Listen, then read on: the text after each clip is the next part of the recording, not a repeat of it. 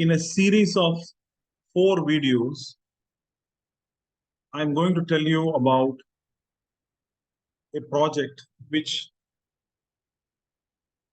is proposed that I wish to undertake, which is called the search for Shankara or the search for Adi Shankara. But in this case, I want to search for Adi Shankara using archaeological field surveys and excavations, archaeological excavations.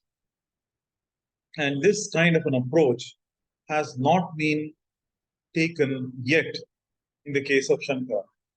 So first, I wish to, in this video, give you a background about where we stand with regard to the knowledge about Shankara and a little bit about this project.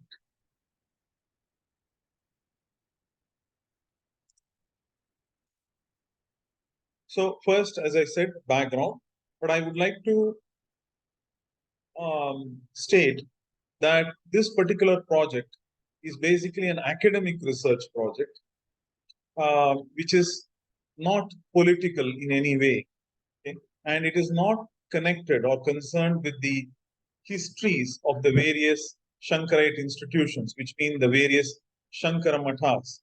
And neither is this project intended or intending to advocate the viewpoint of any single Shankara Matha.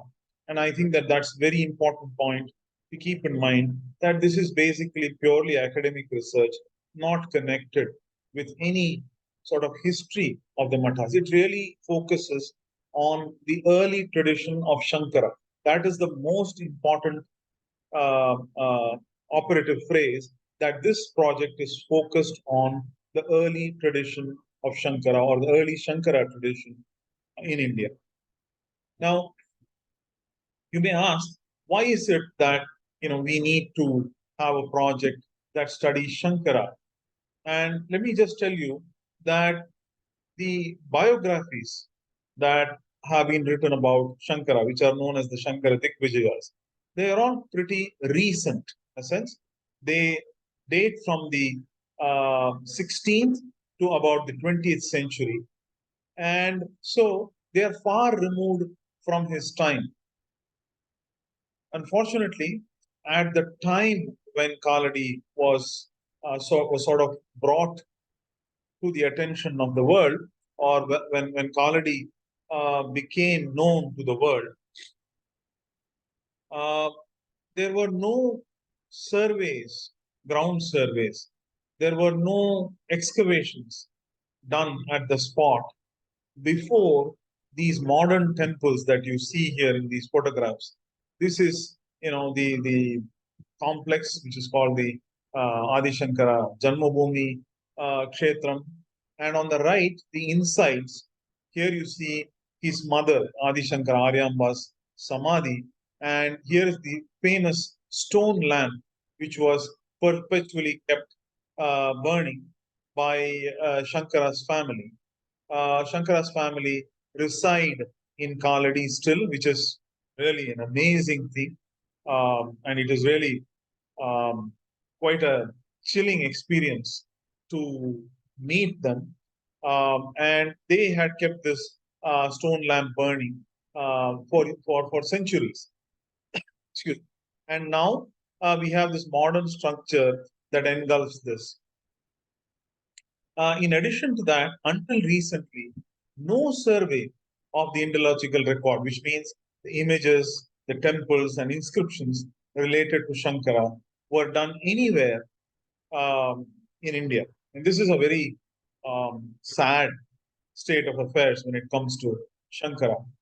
Now, as a consequence, what has happened is that scholars have been arguing about the date of Shankara for the past a little over 100 years, and these dates have been estimated from various texts, and that is the Shankara Digvijayas and other texts that that talk about other events, the Puranas and other things. And so people have come up with various dates ranging from 500 BC to 1st century AD to 44 BC to all the way as far as 800 AD. So there is no really consensus even on the date. So when you look at the whole situation as about Shankara, you realize that we know very little about him, the human being Shankara, the ascetic Shankara, about his peregrinations, about his life, about his birthplace. We know very little bit. And that is the reason why I wish to undertake this project. Now, I will give you an example. On the right here, you see the well-known painting of Ravi Verma depicting Shankara and his four disciples. Now, numerous images, massive images, have been made in recent times. This, for example, is the image just outside the Sri Shankaracharya University in Kaladi. So, numerous such massive images of Shankara have been made and installed in public places, in shrines, temples, universities, etc. But except for a few of the contemporary images, most of the images are basically based on Ravi Verma's conceptualization of Shankara. So if you see this particular image at the university in Kaladi, Sri Shankaracharya University, it's quite similar. In fact, it is almost identical to what is depicted in Ravi Verma's painting. I mean, the way the vastram or the cloth is placed over the head, the ornaments, the position of the hand, the position of the text, the waistcloth, and all the way up to the asana, which is maybe something made of some sort of a animal skin, maybe a tiger or maybe mostly a tiger skin, let us say. And so you see very close similarity to this, and this is how images are made. Now, this does not mean that Shankara looked, like the way Ravi Verma depicted him. That was his own idea, his own conceptualization of Shankara. So, the only way we can actually understand how Shankara appeared was to study the early images, very early images, and the early murals of that where Shankara is depicted, and actually, um, based on that, get a feel for how he looked. And once we have uh, done a good amount of study of the early iconography, we can then use a variety of computer techniques to actually find out how Shankara's appearance changed with age. And we'll talk about this in a subsequent video. Now, what is the reason? Now, we said yes, we know very little about Shankara, we know very little about his appearance, etc. So, what do we hope, to achieve from this project? What is the motivation for this project? And what we hope to get out of this project is by actually doing excavations, more first by actually doing field service, going out, fanning out into the field, looking at the various images, the shrines, the murals, etc., the inscriptions, studying the inscriptions. We hope to get a better feel for several aspects of Shankara. We really want to get an all-round idea of Shankara, which means what was his birthplace? Where was his birthplace? Where was his childhood residence? How was the period spent during his birthplace, possibly during his childhood residence? What was his lifespan? Commonly held view is it's 32 years. Scholars have now recently started conjecturing that it possibly was longer. Maybe it was 50 years. We want to get a definitive idea of the places he actually visited, the temples or um, other shrines that he actually influenced, where he consecrated images. We really need to know that. And finally, if at all possible, we need to find out where his final resting place was in a more definitive manner. And that's what we hope to. That is one of the things that we hope to achieve through this project.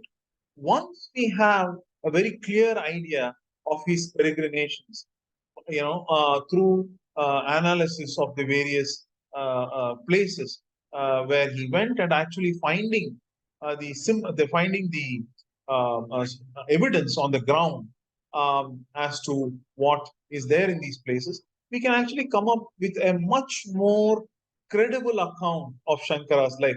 That is a fact-based biography of Shankara, rather than depending on something which is from a imagination of a poet or a scholar. Now, the excavations specifically will tell us a lot of what I just spoke about initially, the first 2 points. And in addition to that, it will help us understand what the culture was during the period prior and after Shankara. What were the worship practices like? Because not much is known about these things in Kerala, because not many excavations have been done in general in Kerala. Now, another vexing problem in Indology has been the date of Shankara, which we just spoke about earlier. And as we said, it's pretty uncertain. So I think this particular project will help us get a much better idea of the date of Shankara. It may come, very close to what is factually the case. And once the date of Shankara becomes a little bit more solid, it will help Indologists and Sanskrit scholars fix the chronology of other luminaries, poets, saints, philosophers who came before and after Shankara. The chronology issue in Indology and in Sanskrit studies is a big problem, and solving the date of Shankara will certainly help towards fixing a part of the chronology. Now, from this particular project, we hope to collect, parts of structures, photographs of structures themselves, large structures, uh, preserve the structures wherever we are permitted to, and on the ground, but also uh, ensure, and also we may find a lot of finds as we excavate. So we would like to exhibit these finds, the photographs of large structures, replicas of larger, small replicas, model replicas of larger structures, for actual pieces of the structure, all these things which are related to Shankara, we hopefully like to exhibit some place so that for posterity it is preserved and the future generations can benefit from it. Now, we can take a leaf out of how the study was done in the case of another great philosopher saint of India, um, the Buddha, how the early Buddhist tradition was studied. Now, for the last, I would say, 150 years or so, from about 1850s or so, beginning with Sir Alexander Cunningham, surveys have been done in various stupas, chaityas, caves, which where Buddhist monasteries and temples, chaityas were actually present for 150 years, and that's a monumental achievement. But in addition to that, massive excavations were mounted at various places. For example, a very famous excavation was done in the 1970s by the then Director General of the Archaeological Survey of India, Dr. K.M. Srivastava, who excavated in UP, very close to the Nepal border at Piprawa, and he found the relics, which means the charred bone fragments of the Buddha. And at that place, he also found seals which bore the name Kapilavastu. And the date at that time was ascertained of the Buddha based on a specific type of pottery, urns, and also pottery found alongside the urns. And based on that, the date of Buddha was estimated at that time. And basically, they came up with the estimate of about 6th century BCE. Sorry. Now, and this is the excavation at Piprawa photograph. Now, more recently, Coningham,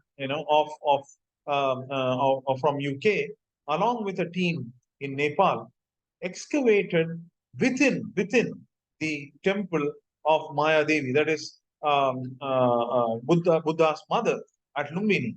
And within the temple, they went below the Mauryan, that is the Mauryan period brickwork, and reached the bottom where they found these post holes. That is the place where the structural supports, probably possibly made of bamboo or wood, were anchored, and they were able to pick off some carbon from these post holes, and they were able to actually date using radiocarbon carbon methods, and they came up with a date of about mid 6th century BCE for the Buddha. And now it's very coincidental that the date was finally established from the from the temple dedicated to the Buddha's mother. And the coincidence is that we also have a structure in Kalani dedicated to Shankara's mother, Aryamba. So maybe that place is going to open up some mysteries like what we see here, which Coningham and the Nepalese team was able to open up. Now we have to understand that the studies, both the textual studies and also the surveys, okay, and the excavations, in the case of Buddha, have been going on for the last 150 years, supported by various governments, from Japan all the way up to the Nepalese government, the Indian government, British government, and also UNESCO, right? And a lot of time and resources have gone into this to come up with these excavations. So this gives us a very good data point to on how we should go about studying Shankara. Now, I want to tell you very briefly that as I mentioned, in the until recently, field surveys had not been conducted at all in the case of Shankara, and very recently, I had the option, I had the good fortune to remedy or rectify this situation, and I was able to conduct very detailed field surveys in Tamil Nadu and Kerala, supported by a premier Oriental Research Institute. The objectives were actually to find the material culture. When we talk about material culture, basically it's the inscriptions, the ancient images, shrines related to Shankara, and also to see to actually hear or find out what the local legends were related to Shankara, what were the texts in the region, and what did they say about the early tradition of Shankara. And as I went along, I also got the opportunity to identify potential sites for excavation. Now, as part of this project, it had been proposed to conduct a field survey in Sringeri and the surrounding region. It's the area around Sringeri, which I would call Greater Sringeri in Karnataka. This is a very important component, but unfortunately, it has not materialized thus far due to a variety of factors. One of them, the primary factor actually, is funding. There are some other factors as well, which has not permitted this particular survey to be done. And this is something that I hope and I wish and I would like to complete at the earliest. Now, prior to going to Kerala, in Tamil Nadu, actually scholars were not quite pessimistic. But prior to going to Kerala, scholars basically told me I would find nothing. I would just find nothing in Kerala about Shankara. But once I went deep into the country, all the way from Suchindram in the south to Malappuram district in the north near Kozhikode, I found the ground reality was absolutely the contrary. There is just a plethora of information about Shankara that came out during the field survey in Kerala. Now the reason that this was found was primarily because no one has gone looking for any hard evidence in the ground related to Shankara, and that is the reason why so much information was thrown out. Now, the same words of caution have been have been sounded about the Greater Sringeri region to me, saying, I won't find anything prior to the 15th century. But I absolutely am undeterred. I do not believe it because, again, I believe nobody would have really gone looking seriously out on the ground. And I am extremely optimistic that we will find something quite early in the Sringeri region as well. And given an opportunity and funding, I would really like to complete that work. Now, this more or less is the background of the Sankara project. At this stage, it is a project that is being done by me individually, and I have begun this on my own.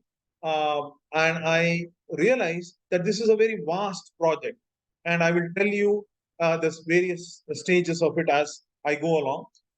And I will require a lot of people to work with me, both dedicated people and also volunteers.